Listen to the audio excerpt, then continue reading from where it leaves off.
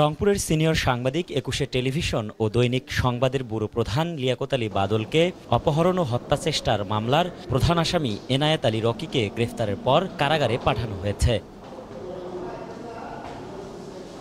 ঢাকার যাত্রাবাড়ির রায়সাহেব বাজার এলাকা থেকে বুধবার রাতে র‍্যাব ১০-এর সহায়তায় তাকে গ্রেফতার করে রংপুর মেট্রোপলিটন কোতোয়ালি থানা পুলিশ। বাদলকে মারধর এবং লাঞ্ছিত করার ঘটনার মামলায় এজাহার নামী ১ নম্বর আসামি মোহাম্মদ এনায়েত আলী রকিকে গ্রেফতার করা হয়েছে। আজকে তাকে বিজ্ঞ আদালতে সোপর্দ করা হয়েছে।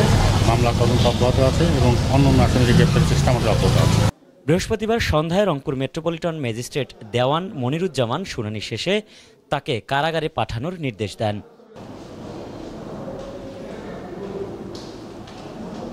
৩৮ বছর বয়সী এনায়েত আলী রকি নগরীর সিঙ্গারের গলি জাহাজ কোম্পানি মোড় এলাকার হায়দার আলীর ছেলে।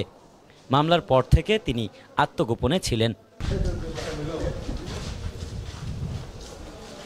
সাংবাদিক লিয়াকত আলী বাদলকে অপহরণ ও হত্যাচেষ্টা মামলার প্রধান আসামি রকির গ্রেফতারে স্বস্তি প্রকাশ করেছে সাংবাদিক মহল। তবে মামলার অন্যান্য আসামিদের গ্রেফতারের দাবি জোরালো হচ্ছে আরও। Desk report, RNB news.